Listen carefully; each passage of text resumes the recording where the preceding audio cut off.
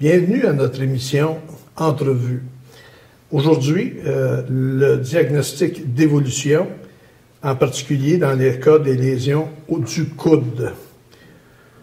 Le tout avec Dr Michel G. Gauthier, expert en médecine musculo-squelettique.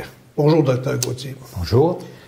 D'entrée de jeu, ce que j'aimerais que vous fassiez, c'est de nous rappeler un peu en quoi consiste un diagnostic évolutif. Bien, comme on l'avait vu précédemment, le terme initial pour désigner une blessure peut changer en cours d'évolution.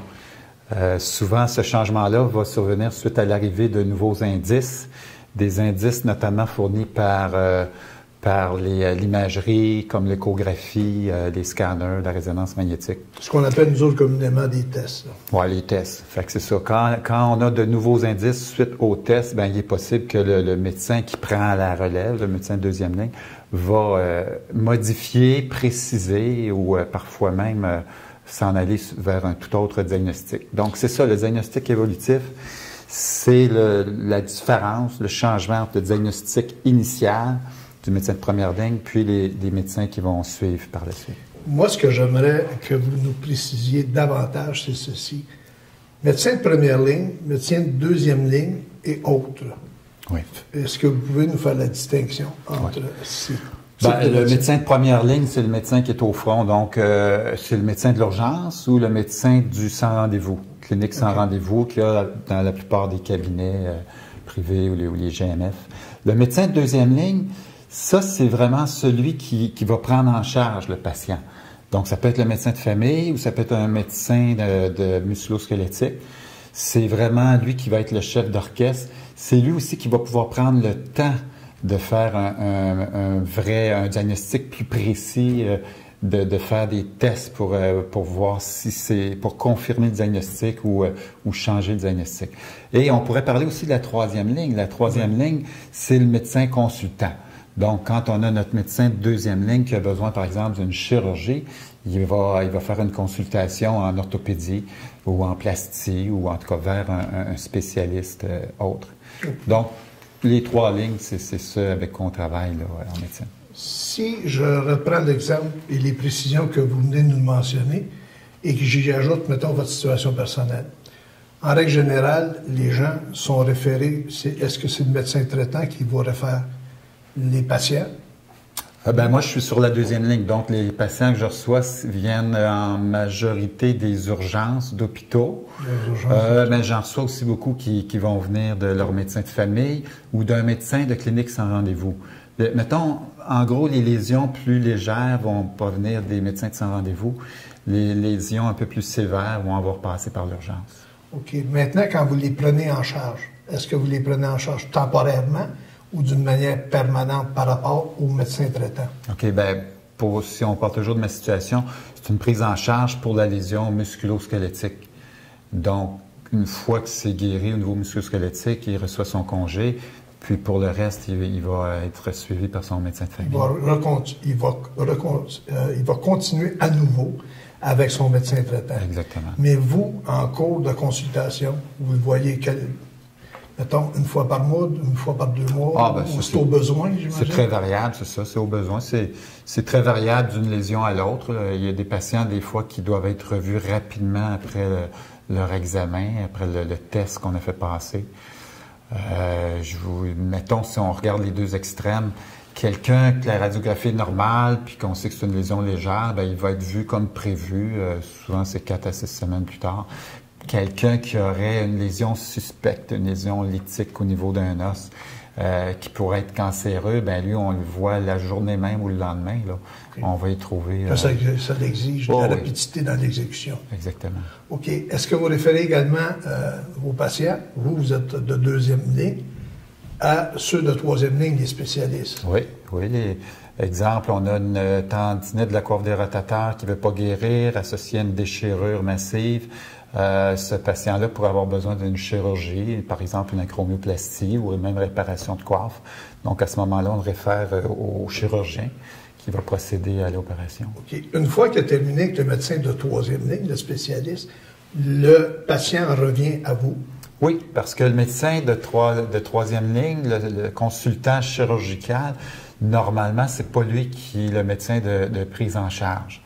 Lui, il va faire ce qu'on lui demande, la chirurgie, puis après ça, il renvoie le patient au médecin de prise en charge. OK. Donc, on retourne au médecin de deuxième ligne. Exactement. Bon, parfait. Revenons à notre sujet d'aujourd'hui. Des diagnostics de départ tels que la tendinite, l'épicondylite, l'entorse, la contusion et fracture. Je vous laisse aller sur ça, docteur. Donc, le médecin de première ligne, le médecin de l'urgence, par exemple, ou sans rendez-vous, comme on a dit, souvent, le diagnostic qu'il va porter, quand on parle du coude, c'est l'épicondylite. Il y en a qui vont écrire aussi tendinite du coude. C'est un diagnostic plus général et qui souvent va avoir besoin d'être précisé par le médecin de deuxième ligne. Donc, vers quoi va évoluer ce diagnostic-là d'épicondylite? Ça pourrait être la précision au niveau du site. Donc, une épicondylite externe, une épicondylite interne. Oui, bien là, ça va être au travers de la chemise. Oui, en gros, l'épicondylite externe, c'est du côté du petit doigt, c'est la plus fréquente. Mais on a aussi l'épicondylite interne, qui serait à l'intérieur du coude, qui est tout près du nerf cubital.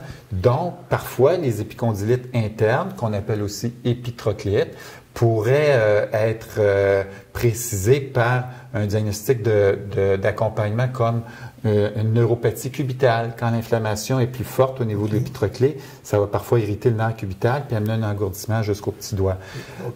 Quand on parle d'engourdissement, à partir du coude, aller jusqu'à l'extrémité du doigt. Exactement. Fait que ça, ce serait un de nos diagnostics plus précis ou de rajout, c'est-à-dire on aurait une épitrocléite avec neuropathie cubitale.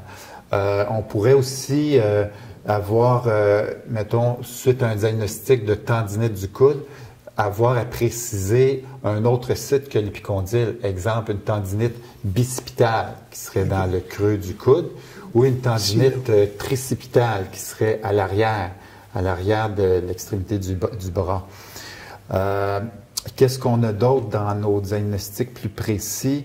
Suite à l'imagerie, on pourrait ajouter à notre épicondylite avec déchirure musculo-tendineuse, déchirure par exemple du tendon extenseur commun, des déchirures des tendons épitrocléens. Donc c'est le genre de précision que le médecin de deuxième ligne va apporter. Est-ce que je peux vous demander une précision, eu égard à déchirure musculo-tendineuse et aussi je vois déchirure partielle. La différence, c'est quoi exactement? Ben, dans le cas des épicondylites, c'est en très, très grande majorité des déchirures partielles qui souvent, cliniquement, on ne peut pas vraiment faire la différence entre est-ce que c'est un tendon inflammé, dégénéré ou partiellement déchiré. Les symptômes puis les signes cliniques sont pratiquement les mêmes, mais c'est une précision qui va survenir suite au résultat de l'imagerie. C'est l'échographie ou la résonance qui va vous guider. Oui, qui va nous montrer qu'il y a une déchirure partielle. Si on a une déchirure massive ou une déchirure complète, c'est plus sérieux. On voit ça beaucoup plus rarement. On voit ça dans l'épaule souvent, mais ça, on reste au niveau du coude. Les déchirures complètes au niveau des épicondyliens, c'est plutôt rare. OK. Ouais. À ce moment-là, dans les deux cas que je viens de vous mentionner, lesquels peuvent en arriver à exiger une chirurgie? Ben, la chirurgie, dans le cas des coudes, on va rarement référer pour des déchirures massives ou des déchirures importantes. On va référer quand la symptomatologie reste de façon prolongée. Okay. Si ça s'installe comme d'une manière permanente. Ça fait plusieurs mois. On a essayé tous les traitements conservateurs, les médicaments, la physio, l'ergo, les infiltrations, l'acupuncture. Donc, parfois, on en arrive à la conclusion que la seule solution, c'est de procéder à une chirurgie qui risque peut-être de laisser des séquelles, mais qui vont être moins pires que l'état dans lequel se trouve notre patient. Peut-être avant la chirurgie, maintenant, il y a une autre forme de traitement qui est quand même très prometteur, qui est le PRP, le plasma riche en plaquettes, qui permet théoriquement une régénérescence des tissus qui sont lésés, qui sont déchirés ou qui sont dégénérés. Donc, le patient qui hésite à se faire opérer, c'est quand même une option qu'on peut lui offrir, là, le PRP. Ouais. Donc, si je comprends bien ce que vous venez de me mentionner, c'est que en réalité, les cas de chirurgie sont de nature vraiment exceptionnelle. Dans le cas du coude, c'est quand même assez rare. Assez rare. OK. Je vous laisse aller maintenant au niveau peut-être de l'entorse. Oui, donc un deuxième diagnostic qu'on va voir qui va être porté par le médecin de première ligne, c'est l'entorse du coude. Donc, ce que le médecin de deuxième ligne va essayer de préciser, c'est le site exact de l'entorse. Donc, nommer le ligament. C'est le ligament collatéral externe, collatéral interne, ligament ulnaire, les ligaments radio-huméral, huméro-radial. Donc, c'est la précision du site qui va devenir un petit peu plus pertinente là, dans notre diagnostic de deuxième ligne. On va aussi retrouver dans l'entorse du coude des diagnostics de remplacement. C'est-à-dire que finalement, ce n'est pas une entorse, mais c'est plutôt une luxation. Le patient a tombé, s'est luxé son coude, le coude s'est replacé, ça laisse des douleurs. C'est normal, mais à ce moment-là, si on veut porter un diagnostic plus précis, on ne parlera pas d'entorse, mais d'une luxation postérieure, mettons, du coude ou huméral. On va retrouver aussi dans nos précisions au niveau de l'entorse, une entorse avec avulsion. Ça veut dire avulsion. Que avulsion, c'est qu'on a le ligament a tellement forcé, a tellement tiré sur son attache osseuse qui va avoir décollé une petite portion d'os, comme une chip osseuse qui va avoir décollé. Donc, ça, on voit ça à la radiographie. Le patient a une entorse, ça fait un mois, ça ne guérit pas, on fait la radio, puis on voit une avulsion osseuse. Quand vous dites on la voit à la radiographie, je veux dire, c'est quoi qui est particulier qui vous permet de constater ça? C'est qu'on voit à l'attache du ligament une portion de l'os qui a été arrachée. OK. Une avulsion, c'est un arrachement. OK, c'est un arrachement. Donc, on voit qu'il y a... Un petit arrachement. Ouais. Okay. Et c'est pas dramatique, c'est jamais chirurgical. Ça peut nous donner certains indices sur la sévérité de l'entorse. OK. Quand vous dites de la sévérité de l'entorse, est-ce qu'il y a une gradation, par exemple, gravité 1, gravité 2, gravité 3? Oui, puisque vous avez un cas d'interne? Oui, on a gravité 1, 2, 3. Il y a certaines classifications qui vont jusqu'à 4. En gros, une entorse de grade 1, c'est une entorse où il n'y aurait pas de déchirure. Donc, c'est un étirement où c'est des micro-déchirures qui ne sont pas visibles là, par les examens standards. Ça prendrait de la microscopie. Grade 2, c'est plus sérieux. Le grade 1, souvent, va guérir en quelques jours. Grade 2, c'est un ligament qui est partiellement déchiré.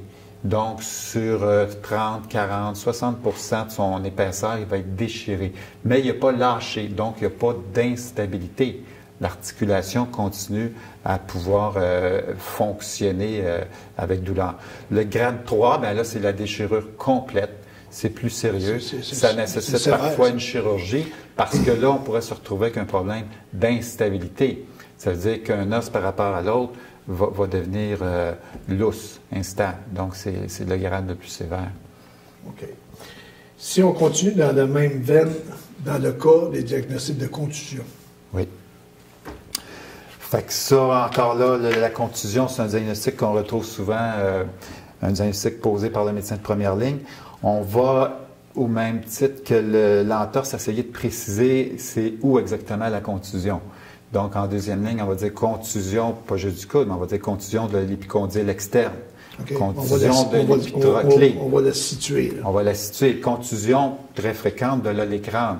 L'olécrane, c'est la pointe osseuse. Donc, quelqu'un qui tombe sur son coude, souvent va se retrouver avec une contusion de l'olécrane qui, parfois, va se compliquer d'une bursite de l'olécrane. Ça peut prendre quelques heures, parfois ça prend quelques jours ou même quelques semaines pour que la bursite apparaisse. C'est quoi une bursite de l'olécrane? Oui, c'est qu'ici, on a un coussin qui sert à protéger notre pointe osseuse, mais ce coussin-là peut se remplir d'eau suite à un traumatisme.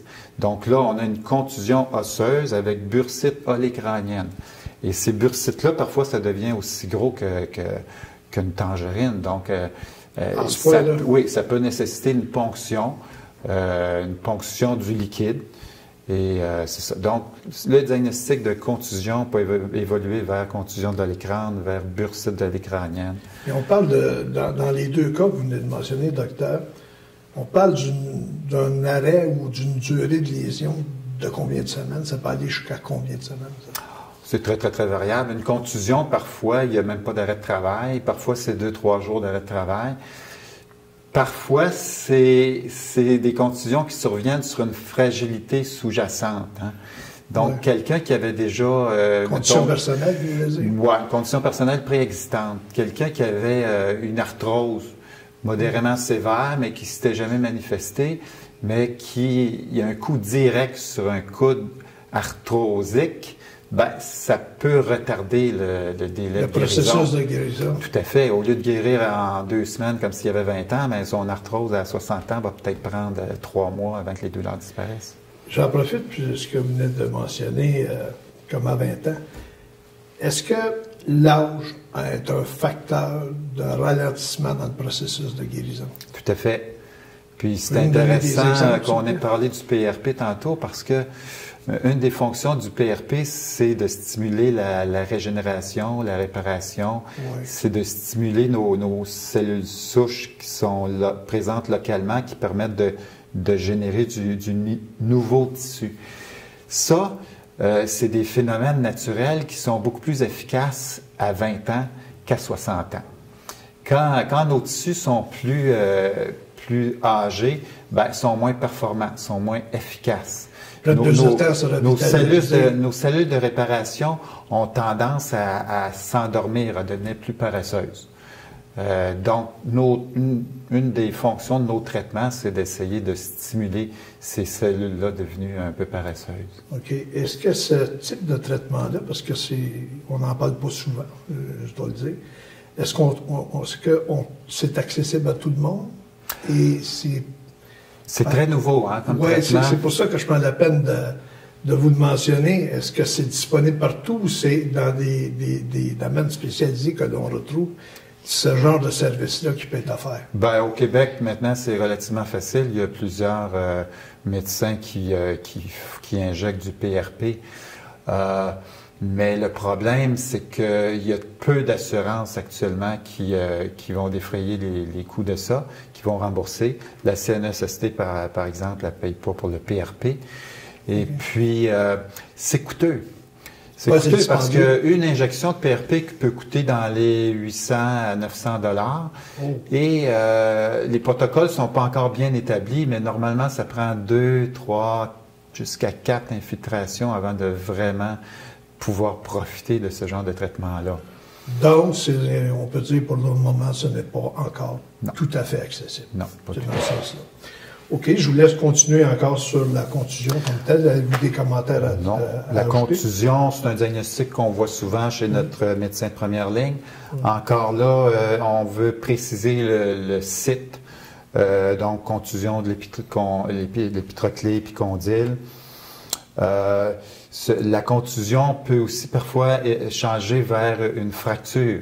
Hein, tantôt, on donnait l'exemple, contusion de l'écran, qui peut se compliquer d'une bursite, on fait une radiographie, puis on voit en plus une fracture. Donc, ce serait un diagnostic plus précis, dire contusion élecranienne avec fracture, ou parfois, le médecin va carrément changer son diagnostic, c'est-à-dire qu'on oublie le premier diagnostic de contusion, puis on va le remplacer par celui de fracture de l'écran. OK.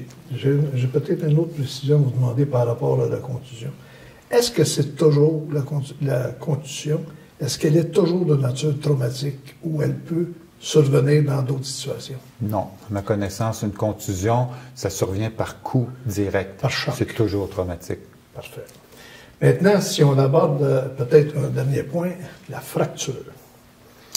Bien, la fracture, en fait, on en a parlé un peu avec la contusion parce que ça va ensemble. Hein. Souvent, le médecin de première ligne suspecte une contusion, puis c'est la radiographie qui va lui dire « Non, c'est pas une contusion, c'est une fracture ». où ce que le médecin de première ligne va faire, il va marquer contusion épicondyle avec suspicion de fracture à tendon radiographie. Fait que la fracture, dans le cas du coude, c'est surtout un diagnostic qui nous est apporté par l'imagerie. Souvent, c'est la radiographie simple là, qui va nous montrer la fracture. Si c'est une fracture non déplacée, très récente, ça se peut que la radiographie ne nous la montre pas. Okay. À ce moment-là, il faut répéter la radiographie quelques semaines plus tard, ou il faut faire des examens plus précis, comme le CT scan. Ou l'imagerie. L'imagerie par CT scan ou l'imagerie par scintigraphie osseuse. Okay. Les résonances, oui, sont rendues relativement performantes pour détecter les fractures. Détecter mais si c'est juste une fracture qu'on cherche, on ne fera pas de résonance. C'est comme vous allez l'avoir souvent qu'autrement au niveau du stade de la radiographie. Scan, c'est les examens qu'on va plus souvent utiliser pour dépister nos fractures. Est-ce que vous avez d'autres commentaires à rajouter par rapport à ce qu'on vient de mentionner concernant le diagnostic évolutif? Non, en fait, je pense que le coude, c'est relativement simple. Comme on disait au début, c'est souvent tendinite ou épicondylite qu'on retrouve initialement le plus souvent. Et les précisions se font assez aisément, fait que ça complète pas mal ce qu'on a à dire sur le coude. Merci, Dr Gauthier. C'est toujours un plaisir d'animer une émission avec vous. Chers téléspectateurs, merci d'être présents à notre émission Entrevue et en espérant vous revoir pour notre prochaine émission. Merci.